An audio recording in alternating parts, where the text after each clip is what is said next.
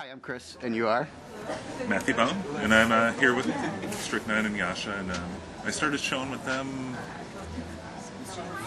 about a year and a half ago when they first opened the New York location, and then I did a Berlin four-person show, and then this, so it's kind of trying to balance between like really breaking in the U.S. and breaking here at the same time. So I'm kind of trying to do one for the team, do one here, I'm trying to balance between the two, and so like my next show is I have a solo show at Coppernace in December, and then I can come back over here, and I'm just trying to like spread just spread myself and not too thin. So that's the Right. because I'm a slow painter. I mean, I'm a really slow painter. Okay. Tell me about your paintings. I try and do large. I'm trying to get larger, but a lot of it's just very figurative, and it's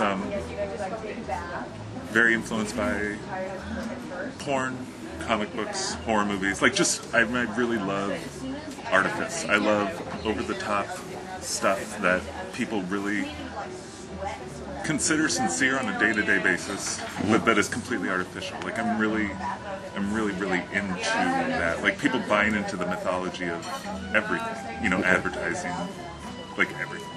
Okay. And really, I think that's a lot of what my work is influenced by and reflects. And I definitely try and I'm really into like fashion, like just everything like that people build themselves up. That's they're falsehoods. Like if you really thought about it. So I do that, and then I intermingle a lot with a lot of like mythological allegories and stuff like that. Just those are timeless sort of stories, like anything. I mean, whether it be like the three fates and it's your fear of mortality, or, it's a lot, like those allegories represented like really base human emotions, base fears, and I try not to deviate from that because it's still stuff that transcends and goes and goes and goes and goes.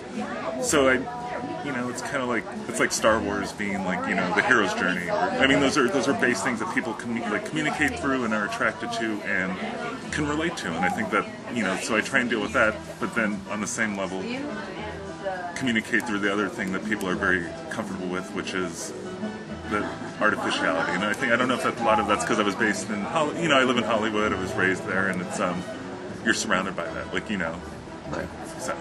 So your surroundings, upbringing, very much an influence of your art. Yeah, definitely. I was a complete latchkey kid. My mom worked 3 jobs, and so I read comic books. I never went out. I was never a kid that went out and played. I read comic books, watched horror movies, watched everything I shouldn't, and right. And so those were my influences right away, and that visual stimulus and what that became my vocabulary was, that. And so there's a lot of all of that still are the underpinnings of my work. You have some favorite comics? Of all time, single favorite issues? Yeah, sure. Single favorite issues of all time that really just my most favorite issue. That's a big one. That is a huge one. I don't want to, but The Watchmen, of course. Probably X-Men 215 through 250. Okay. Which is, a lot of the mid 80s Avengers stuff when it was Walter Simonson and just really in Thor, just all those right. Just a real Marvel zombie kid. Okay. I was never into DC too much, and I kind of stepped away from it a while, and then I really came back to it and enjoyed it again. Now I've kind of stepped away from it again. Okay. That whole genre to me of literature, it's kind of a dead medium at this point. And I don't mean that. Because I still am passionate about it. I love it. I still read comic books. I still go through my bins. I still have everything boxed, and I'll be oh shit, I haven't read that in a long time. And there's certain people who are really pushing it, like David Mack and Kabuki. There's people that are really pushing the format.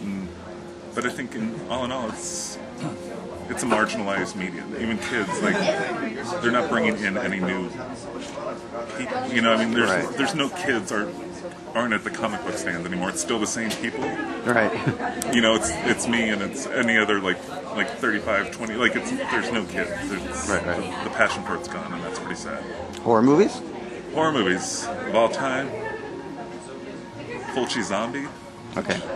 One of the best scenes ever is the shark and the zombie. Have you ever seen this? Mm-hmm. Yeah, that's by far like one of my favorite scenes. Like it's so like well orchestrated and so just the motion of it. Just one of my favorite things. Original Texas Chainsaw Massacre, of course. Last House on the Left, phenomenal. And it's the movies that scared me when I was little. Like those were the movies that literally like scared the hell out of me. Like Texas Chainsaw, Hills Have Eyes. You know, like those when, like I remember early cable when I would be watching those by myself, and it would just scare the living hell. The Exorcist, almost everything, pretty much like anything of like that stretch of time when horror was defined. Into it for sure. Like those guys. Like, and you know, like, just like the remaking of everything's just kind of ruining it all. Too. Like they're remaking The Last House on the Left, and that's and you're like, you can't, like, you know, that had a time and a place. Wes Craven was, you know, like he had something important to say, and it was, you know, it reflected that. So, and it reflected the time that movie was made, and it was like, you know, and why are you going to remake that? You don't need to. Texas Chainsaw Massacre. Why would you remake that? You know? Yeah, there's no need, and it seems so current anyway. I mean, it wasn't that long ago. Yeah, really. Like, and you didn't make it any better, so why would you do it? Right. You know. So you're trying to do something fresh with the ideas you grew up with, the comics and the horror movies. Yeah, I mean, is there anything really fresh? You know, I mean, everything has been done so much. All you can do is put your spin on it, and again, that contradicts what I just said. But I'm not redoing like a Sargent painting and just being like, okay, here's my take on it. You know, like I'm still trying to create my own voice, and you can take those influences from like, the Texas Chainsaw Massacre scared you, but come up with your own voice. Like, why does it have to have a man with a chainsaw? Like, you know, like what scared you now scare somebody else with something that comes out of you, or you know, like nobody rewrites novels. Nobody, you know, it's. It's a passionless dead medium too. Like, you know, it's just sad that like because it's just about money at this point. That's the saddest part of it all. Yeah. So is your idea through your art to elicit feelings of fear, or is fear a big part of your art? Fear is, you know what, I use really strong images sometimes, and thankfully like my wife's there to help me. Like, you know, like on one of my pieces, I have a burning cross, and. But the whole thing, like I did a series that was really investigating the languages of like marginalized street cultures. So I took like black metal and like deep southern hip hop and like No Limit record covers and like a lot of that stuff. Again, it goes back to the artifice where you're creating your own language through a visual message that, you know, like it's music inspired, but then they're going more. I mean, and so. I took the commonalities that I saw in those, and I just kind of brought them together. And they're both very sensationalistic mediums. You know, like one is like pure evil, and one is like pure excess. And so I made this like excessively evil series. But I'm not dark. I'm not evil. I'm not. You know, it was just I just explore stuff, and so sometimes I use really heavy imagery, a lot of blood, a lot of you know, a lot of bodily fluids, a lot of. Fetishizing of eating, and like there's just certain things that I'm attracted to. I don't try and elicit fear. I use heavy-handed imagery because it's easy, but I try and put it in a way that's I don't want to say ironic, but just out of context. And then when you put it in a different context, it elicits something different than it should.